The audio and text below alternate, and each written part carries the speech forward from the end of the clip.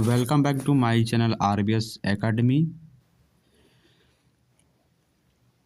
तो एक बार फिर से चलिए क्लास को स्टार्ट करते हैं। Class 12th biology chapter 3 humans reproduction. तो आज हम बात करेंगे ह्यूमन्स रिप्रोडक्शन के बारे में। हमने आपको पूरा डिटेल में बताया था, जाकर उनको देखिए। पहला वीडियो हैशटैग ऐड करके लिखा होगा, हैशटैग ऐड करके लिखा होगा, उसको जाकर देखिए। स्त्री जनन तंत्र के बारे में इस वीडियो में बताया जा रहा है। फीमेल रिप्रोडक्टिव सिस्टम, स्त्री जनन तंत्र। तो स्त्री जनन तंत्र जनन प्रक्रिया के अतिरिक्त भी कई कार्यों का निर्वहन करती है, जैसे निषेचन, भ्रूण का विकास और गर्भधारण, दुग्ध आदि स्त्री जनन तंत्र के भाग हैं। चलिए, तो यहाँ पर दिया गया है प्राथमिक या मुख्य अंग स्त्री जनन में कौन कौन से होते हैं। तो भीषण होता है, मनुष्य में क्या होता है, भीषण। और यहाँ पर क्या है, प्राथमिक या मुख्य अंग क्या होता है, यहाँ पर अंडाशय यानी ओवरी। द्वितीयक या सहायक अंग, तो इसमें जो द्वितीयक या सहायक अंग कौन सी होती है, अंडवाहिनी, गर्भाशय, ग्रीवा, योनि यानी वैजिना। चलिए आगे बढ़ते हैं हम। तो यहाँ पर आप देख सकते हैं स्त्री जनन तंत्र की संरचना। जनन यानी जन्म का मतलब जन्म देने वाली। तो यहाँ पर देख सकते हैं स्त्री जनन तंत्र की संरचना है। थोड़ा सा हम इसको छोटा कर देते हैं। देख सकते हैं कितना सिंपल भाषा में चित्र है। तो इसको देखिए, तो यहाँ पर जो इस तरह से बना हुआ है, इस तरह से देख सकते हैं पंख का मॉडल है, ऐसे बना हुआ है। तो इसे हम वाहिनी कहेंगे। क्या कहेंगे, वाहिनी, अंडवाहिनी कहेंगे इसे। यहाँ भी जो बना हुआ है इसे ही अंडवाहिनी कहेंगे। और यहाँ यह क्या है, यहाँ पर जो छोटा छोटा दिया गया है, यहाँ पर जो छोटा गोला अंडवाहिनी से जो सटा हुआ यहाँ पर जो भाग दिख रहा है, इसे हम अंडाशय कहेंगे। क्या है, अंडाशय कहेंगे। ह्यूमंस में अंडाशय यहाँ ऐसे होता है, ठीक है। यहाँ पर अंडाशय देखिए, यहाँ पर दिया गया है साइड में, अंडवाहिनी के नीचे अंडाशय यानी उसके बगल में। और यहाँ पर जो इसका यहाँ पर अंदर का भाग है, इसे हम गर्भाशय कहेंगे। और गर्भाशय से सटा हुआ जो भाग है उसे हम गर्भाशय ग्रीवा कहेंगे। क्या, गर्भाशय ग्रीवा। और ठीक गर्भाशय ग्रीवा के नीचे जो यहाँ पर इस तरह से पतला ऐसे बना हुआ, इसे हम योनि कहेंगे। चलिए प्राथमिक अंग के बारे में बात करते हैं। तो मेल रिप्रोडक्टिव सिस्टम का प्राथमिक अंग या मुख्य अंग, तो पहला क्या है, अंडाशय। यह मादा का प्राथमिक अंग, लैंगिक अंग है। क्या है, यह मादा का प्राथमिक लैंगिक अंग है, जो मादा युग्म अंड का निर्माण व स्टेरॉइड हार्मोन्स का उत्पादन करता है। इसका दूसरा पॉइंट है, उदर के नीचे दोनों ओर एक एक अंडाशय एक जोड़ी होते हैं। तीसरा पॉइंट है, प्रत्येक अंडाशय 2 से 4 सेंटीमीटर लंबी या 1.5 से 3 सेंटीमीटर चौड़ी तथा लगभग 1 सेंटीमीटर मोटी बादाम के आकार की संरचना होती है।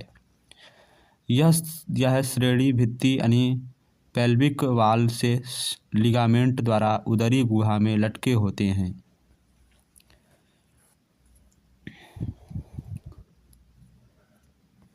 चलिए आगे बढ़ते हैं हम। अंडाशय की आंतरिक संरचना कैसी होती है, देख सकते हैं यहाँ पर। तो केंद्रीय मिडल, यह जो छोटा छोटा यहाँ पर इस तरह से बना हुआ, इसे हम केंद्रीय कहेंगे। और यहाँ पर जो इस अंदर का जो ऐसे ऐसे करके जो बना हुआ है अंदर का, यह अंदर वाला, इसे जननिक स्पीथिलियम कहेंगे। क्या कहेंगे, जननिक स्पीथिलियम कहेंगे। और जो ऊपर का यह वाला भाग है, इसे हम परिधि कहेंगे। तो समझ गए होंगे आप। चलिए, हाँ, तो अंडाशय का पहला पॉइंट है, प्रत्येक अंडाशय संरचना की पहला पॉइंट है, प्रत्येक अंडाशय बाहर की ओर एक पतली जनन स्पीथिलियम से स्तरित होता है।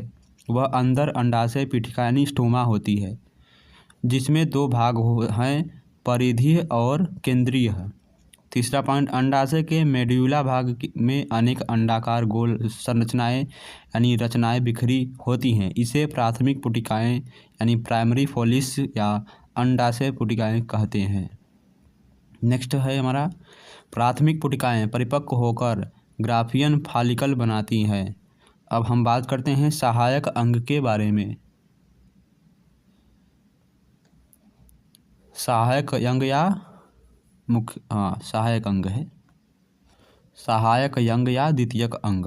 तो सहायक अंग में पहला आता है अंडवाहिनी। यह एक जोड़ी पेशी व नलिकाकार होती है। यह एक जोड़ी पेशी व नलिकाकार होती है। यह अंडाशय से गर्भाशय तक की इसकी गुहा पदभावी स्पिथिलियम से स्तरित होती है। प्रत्येक अंडवाहिनी में 3 भाग होते हैं। तो वह 3 भाग कौन कौन से हैं? प्रत्येक अंडवाहिनी में कितने भाग होते हैं? तो प्रत्येक अंडवाहिनी में 3 भाग होते हैं। पहला है कीपक, दूसरा है तुम्बिका, तीसरा है संकीर्ण पथ। तो दूसरा आता है हमारा सहायक, सेकेंडरी या सहायक, यानी द्वितीयक या सहायक। तो यहाँ पर दिया गया है गर्भाशय। मादा में केवल एक गर्भाशय पाया जाता है जिसे बच्चेदानी कहते हैं। यह 8 सेंटीमीटर लंबी होती है, 8 सेंटीमीटर लंबी होती है। खोखली पेशी होती है। इसमें रक्त की प्रचुर मात्रा में पूर्ति होती है। यह भी श्रेणी भित्ति से लिगामेंट द्वारा जुड़ी होती है। यह भी श्रेणी भित्ति से लिगामेंट द्वारा जुड़ी होती है।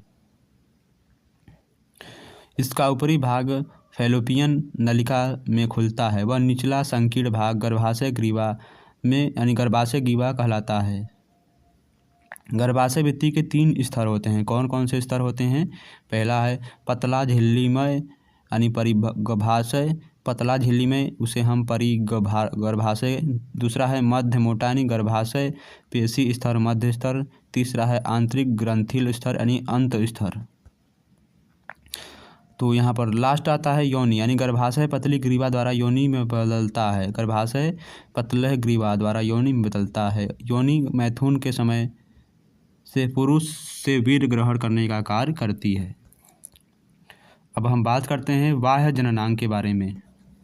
स्त्री में बृहत ओष्ठ, लघु ओष्ठ, हाइमन व भंग शेफ स्त्री के बाहर जननांग हैं।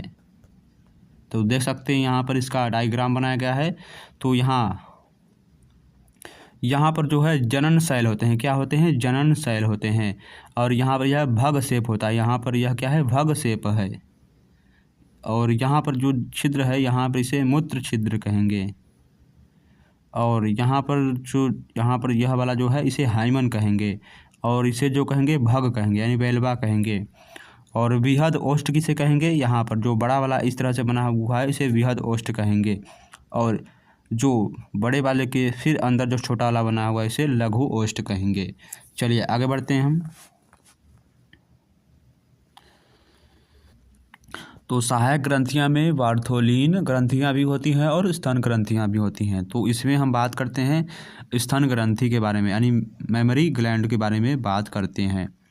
यानी इसका देखिए स्तन ग्रंथियां का सचित्र वर्णन दिया गया है। यहाँ पर चित्र दर देखिए कैसा बनाया गया है, देख सकते हैं।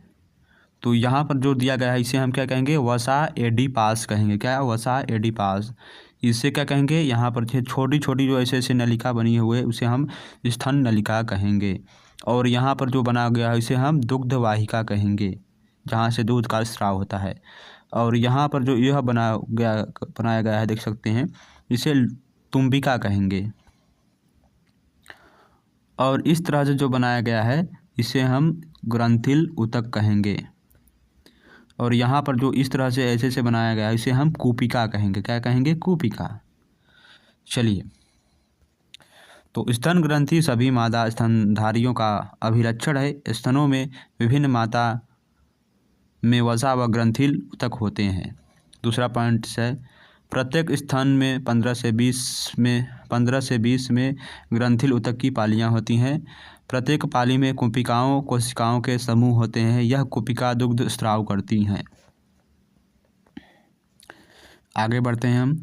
कोशिका से दुग्ध स्रावित होकर स्तन नलिकाओं में जाता है। प्रत्येक पाली की स्तन नलिकाएं मिलकर स्तन वाहिनी बनाती हैं और प्रत्येक स्तन वाहिनी तुम्बिका बनाती हैं जो दुग्ध वाहिनी से जुड़ा होता है। अब युग्मक जनन, अब हमारा क्या है? युग्मक जनन के बारे में बात करेंगे। तो दिया है, तो जननिक युग्मक जनन की परिभाषा यहाँ पर दिया गया है। जननिक दिया है एपिथीलियम जननिक एपिथीलियम की कोशिकाओं द्वारा युग्मक निर्माण की क्रिया को युग्मक जनन कहते हैं। नर में युग्मकों के निर्माण की क्रिया को शुक्र जनन कहते हैं और मादा में युग्मकों के निर्माण की प्रक्रिया को अंडज जनन कहते हैं। नर में युग्मकों के निर्माण की प्रक्रिया को शुक्र जनन कहते हैं और मादा में युग्मकों के निर्माण की क्रिया को अंडज जनन कहते हैं। अब पहले हम बात करते हैं शुक्र जनन के बारे में। तो भीषण में स्थित द्विगुणित जननिक एपिथीलियम कोशिकाओं जिन्हें स्पर्मेटोगिया कहते हैं, वे अर्धसूत्री विभाजन द्वारा अगुणित कार्यशील शुक्राणुओं का निर्माण शुक्र जनन कहलाता है। यह प्रक्रिया शुक्र जनन नलिकाओं में होती है। इस क्रिया को दो भागों में बांटा गया है। तो पहला क्या है हमारा, शुक्राणु प्रसूय या स्पर्मेटिड दूसरा है स्पर्मेटिड का शुक्राणुओं में रूपांतरण अर्थात शुक्राणु जनन या स्पर्मियोजेनिस। तो पहला हमारा है शुक्राणु प्रसूय या स्पर्मेटिड का निर्माण। यह क्रिया जनन काल में प्रारंभ होती है। इसे निम्न प्रावस्था में बांटा गया है। पहली प्रावस्था क्या है हमारा, गुणन प्रावस्था यानी मल्टीप्लिकेशन फेज।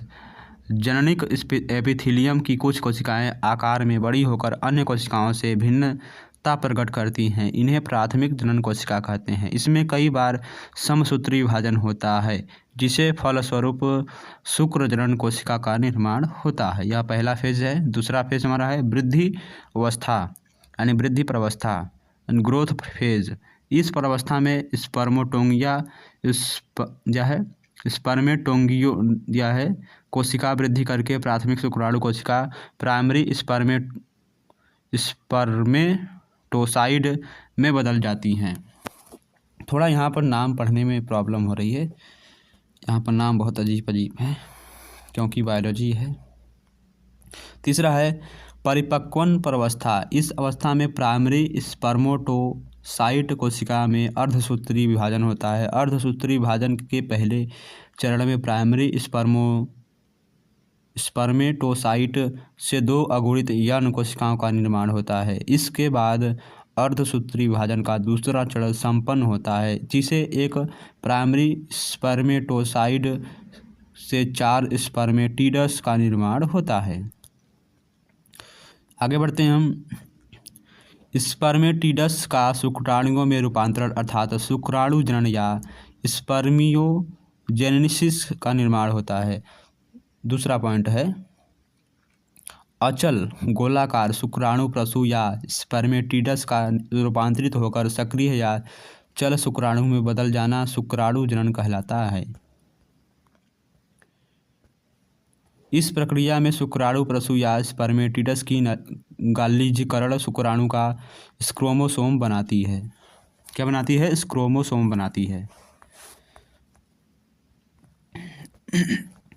तो आज के लिए आपके लिए इतना काफ़ी है। नेक्स्ट वीडियो में आपको हम बताएंगे शुक्राणु की संरचना, स्ट्रक्चर ऑफ स्पर्म की संरचना कैसी होती है और इसके बारे में आपको डिटेल में बताया जाएगा। और वीडियो के लास्ट में जब वीडियो समाप्त हो जाएगा यानी चैप्टर जब समाप्त हो जाएगा तो आपको इम्पॉर्टेंट यानी उसी चैप्टर से रिलेटेड इम्पॉर्टेंट क्वेश्चन और MCQ क्वेश्चन जो कि आपके मेडिकल एग्ज़ाम के लिए भी महत्वपूर्ण है और जो रेलवे ग्रुप डी का एग्ज़ाम यानी रेलवे ग्रुप डी का जो वैकेंसी आ रही है उसके लिए भी महत्वपूर्ण है। तो धन्यवाद। नेक्स्ट वीडियो मिलते हैं आपसे।